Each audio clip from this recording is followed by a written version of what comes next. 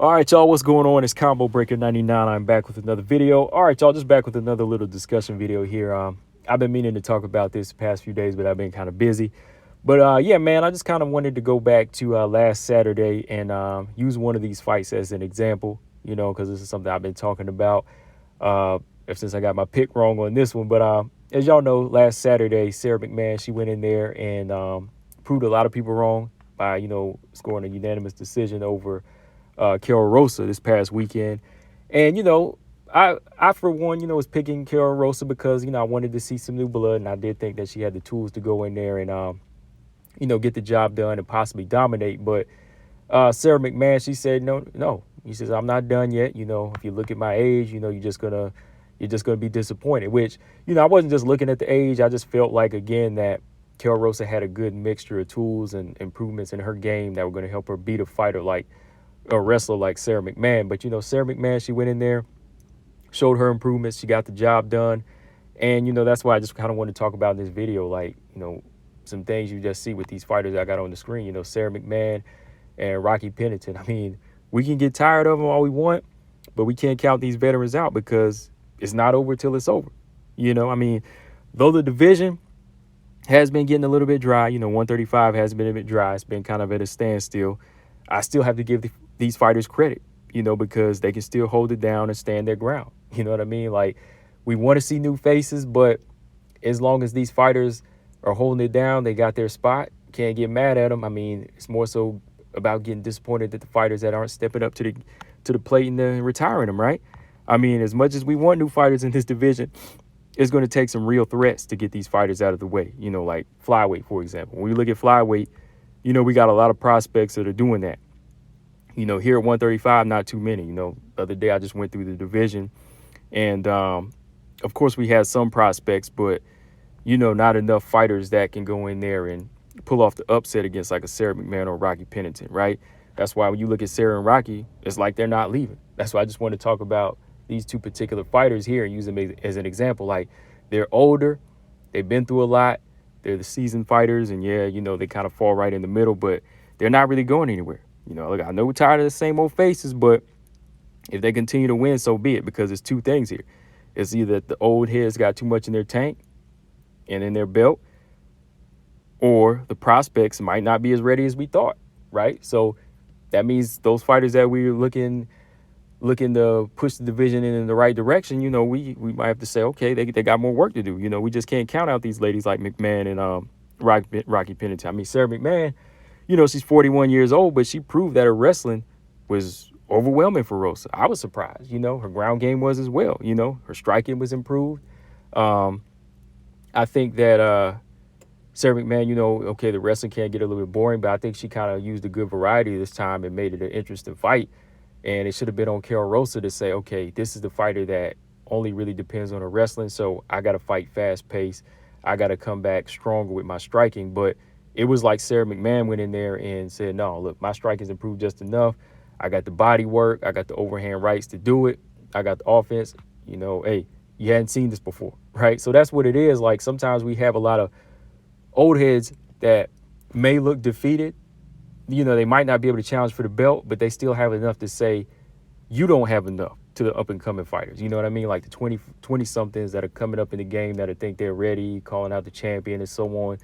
They are the ones that are getting stopped because those fighters in the middle still have enough to keep it going and teach them a little lesson, right? That's why if you look at flyweight again, fighters like Casey O'Neill, they're kind of taking a more of a slower approach. They're trying to grow because like a Casey O'Neill, she can beat a Roxanne who's out the door. She can possibly beat a Jessica maybe. That's still a maybe as well. But if she was to jump up and fight like a Jennifer Maia or Caitlin Chikagan right away, I don't think she could do that. I don't think she has enough skills for that. So she's kind of taking that slower, progressive route. You know what I mean? Like some of the other polished fighters like the Santos and Firo, they can do that. But Casey O'Neill's a little bit, still raw. So she's putting everything together, right? But when you look at a fighter like, same thing with Carol Rosa, in her division, she looks good against the lower tier, but when she steps up to that mid tier against like a veteran like Sarah McMann has been in it for a minute, no, she's not going to beat that type of fighter. So Sarah McMann, is coming with the original game, but she's also coming with an improved game. So that MMA math just adds up, right? So still game, yeah. Sarah McMann still game. That's why I say you can't fight. You can't count these fighters out. You know, you just can't count them out, man, because she's still game. She showed us what Carol Roaston needs to work on, right? She showed us what she offers, but she showed us what Carol Roaston needs to work on. Maybe not, she's not title shot worthy yet, you know what I mean? But definitely can hold off the bottom half. But who knows? You know, the right styles, she could probably get back up there. So she'll probably get there before Carol Rosa, right? Rocky Pennington, Rocky Pennington, she almost proved me wrong because, well, I won't say she almost proved me wrong on this one, but I was going to lean towards Macy Chase on a little bit. But even at 145, man, just like looking at the dedication and looking at the training and looking at how Macy was kind of having trouble making weight again, I said, I don't know, man, I'm going to have to rock with Rocky Pennington in this one. And lo and behold, Rocky Pennington, hey, she showed she still got too much experience. She looked good at 135 and 145. You know, she was able to finish Macy Chase on. You know, her clinch game, is still on point. Very, very strong. Her boxing game is always on point.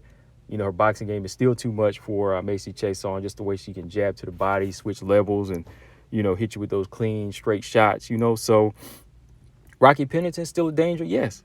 She's still definitely a danger. She's still a danger to the game because, again, she still has more experience and more tools than the Carol Rosas and the Julie Avulas. And like I said, that was proven. I thought Carol Rosa would have had enough to go in there and handle the wrestler or possibly even handle like a Rocky Pennington, but I don't think so, because, the level of pressure these fighters they've been in, it's like, we already seen it before. When you've been in there with the Nunes and Holly Holm, that's high pressure. You know what I mean? So when you're just going back and fighting the lower level up and comer, that's not too hard for them to handle. So fighters like this, you can't count out. It's not over till it's over. That's why I say I know the game is evolving, but some of these fighters from the earlier years, they are improving and they still just have too much in their tank for these young bucks who aren't ready like we think. That's why I say there is a purpose for these older fighters who can hang in an old age if they haven't taken a great deal of damage.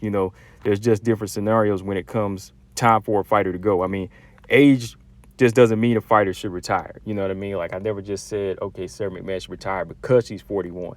I just thought that, okay, she's not really improving. She's not getting better, but she could be on the verge of, really getting hurt in there. But since she proved wrong, I'm like, no, you keep going. You just keep on going and just stay where you at. It just comes down to, again, what kind of damage they take and how many losses they racked up. I mean, again, perfect examples of older fighters from the earlier years. Roxanne Modafferi got to go. Already talked about the damage she's faced. Joanne Wood, possibly time for her to go. You know what I mean? She's lost 3 in a row. Really taking a lot of damage these last few fights, even in first round finishes. And just haven't shown a lot of improvement. So, it's those 3 things. You're taking a lot of damage, a lot of losses, and no improvements. No losses, a lot of losses, a lot of damage, and no improvements. Those 3 things kind of add up. Like, if they just stay consistent on those 3 things, then, yeah, it's about time for you to go. So Joanne Wood might have maybe 1 or 2 more fights left in her, but then I would say it is for sure time for her to go. So, like, fighter like that, Roxy, JoJo, possibly Jessica I, depending on what she looks like in this Casey O'Neill fight, we can say we've seen them take damage time and time again, but the McMahons and the Rocky Penningtons, not so much, right? Like, yeah, they might take damage on a higher level, but if they can still fight on a level and keep their career going, that's more power to them. Pennington took a lot of damage in that Nunes fight, but has she taken that much damage in these other fights? No. Like, Holly Holm couldn't even do that to her in a rematch. You know what I mean? So, yeah, man, it's just one of these situations. Like, I've seen this in boxing, time and time again, where we have a hyped up young fighter. They step their game up against a old school veteran, and they wind up getting hurt in there. They wind up getting knocked out because they thought that, okay, that old head has like 20-something losses, or they might have 3 losses, or they're like 42 years old, but they wind up getting they wind up getting the old man whipping in there. You know what I mean? Because they just weren't prepared for that type of pressure, those type of tools. So somebody that's settled in and engraved in what they do, like Sarah McMann's and the Rocky Penningtons, they're going to be right there in the middle. Like, again, Penas and the Nunez's and the GDRs, they might can handle them all day, but that doesn't necessarily mean you newcomers can handle them, right? Because y'all aren't built for that yet. Y'all still got a lot to prove. So yeah, that's what it is, man. Final thoughts. Like I said, I just really wanted to come on here and talk about, these old heads still holding it down. And I mean, I just want to clarify that difference there. Like when I see a fighter that is 41, but they can still fight, that doesn't mean they have to retire because of the age, not at all, right? But it comes down to those three things. Like I said, a lot of losses, a lot of damage, and no improvements. That's when you have to retire. Now, I mean, that could come at any age, right?